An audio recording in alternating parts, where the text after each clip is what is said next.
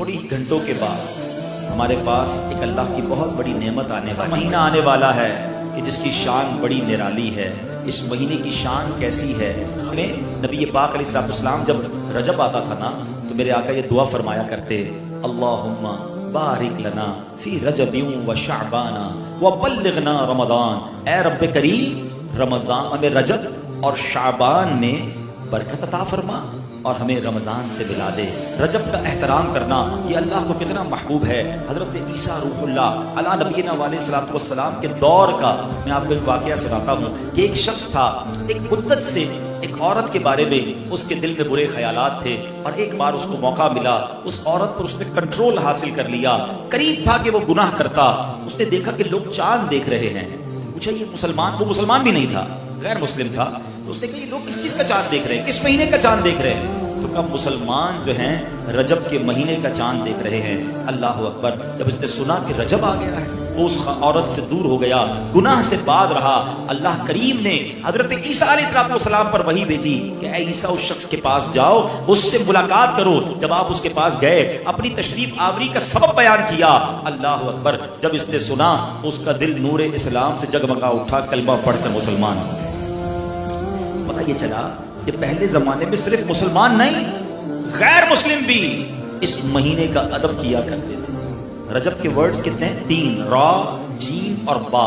سبحان اللہ! علماء کہتے ہیں اس کی انٹرپریٹیشن بڑی خوبصورت علماء نے بیان کی۔ را سے مراد رحمت الہی، جیم سے مراد بندے کے جرم، با سے مراد بر یعنی بھلائی۔ گویا اللہ کی رحمت یہ اعلان کر رہی ہے کہ میری رحمت اور میری بھلائی کے درمیان میرے بندوں کے جرموں کو کر دو تاکہ میری رحمت اس کی بخشش فرما دے۔ It's the time to repentance۔ رجب توبہ کا مہینہ۔ سبحان اللہ! رجب کے بارے میں آتا ہے کہ رجب اللہ کا مہینہ ہے، احادیث میں ملتا ہے رجب اللہ کا مہینہ ہے۔ آقا فرماتے الشعبان شہری، شعبان میرا مہینہ ہے اور رمضان میری امت کا مہینہ ہے۔ تو یہ بہت خوبصورت سیکوینس شروع ہو رہی ہے۔ یہ مہینے ضائع کرنے والے نہیں، ہاں یہ مہینے اللہ کی رحمت کو لوٹنا ہے اس مہینے میں۔ اور سبحان اللہ!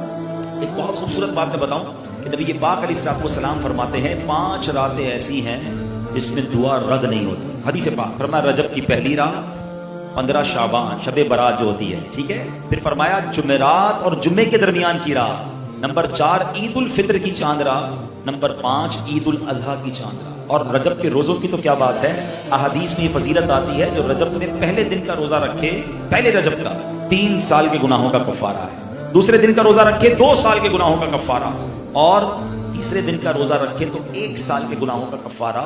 پھر پورا رجب جو ہے وہ ہر روزہ جو ہے وہ 1 مہینے کے گناہوں کا کفارہ ہے۔ اب تو سردیوں کے دن ہیں، ویسے ہی ہم میں سے کئی لوگ لیٹ لنچ کرتے ہیں، 6 سوا 6 بجے افطار ہو جاتا ہے، ہو سکے تو نفلی روزے رکھیں، یہ عبادت کا مہینہ ہے۔ علامہ صفوری رحمۃ اللہ تعالی علیہ فرماتے ہیں کہ رجب بیج بونے کا مہینہ ہے، شعبان پانی ڈالنے کا مہینہ ہے، اور رمضان فصل کاٹنے کا مہینہ ہے۔ اور بڑی خوبصورت اس کی تفصیل بیان فرماتے ہیں کہ جو بندہ رجب میں عبادت کا بیج نہیں بوتا، شعبان میں ان بیجوں پر اپنے آنسوؤں سے پانی نہیں ڈالتا، آبیاری نہیں کرتا، وہ رمضان میں رحمت کی فصل کیسے کاٹ سکے گا؟ تو جس time to prepare yourself, یہ تو وقت آ گیا مسجد کی طرف آنے کا، تلاوت کرنے کا، روزے رکھنے کا۔ اگر کوئی دوری ہو گئی ہے عبادت سے تو پھر جڑ جائیں، اور رحمتوں والے مہینے شروع ہو رہے ہیں۔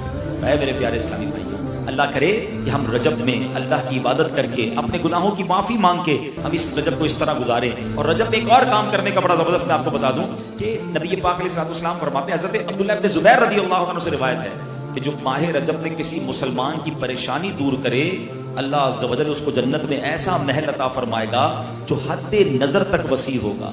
تم رجب کا اکرام کرو، اللہ کریم 1000 کرامتوں کے ساتھ تمہارا اکرام فرمائے گا۔ اللہ کرے کہ ہماری کوئی نماز قضا نہ ہو، ہم اس میں نفلی روزے رکھیں، اس میں درود پاک کی کثرت کریں، استغفار کی کثرت کریں۔ اللہ کا مہینہ ہے، خوب اللہ کی طرف لو لگائیں کہ یا اللہ تیرا مہینہ آ گیا، بندہ بھی تو میں تیرا ہوں، میرے مولا تو میری مغفرت فرما دے۔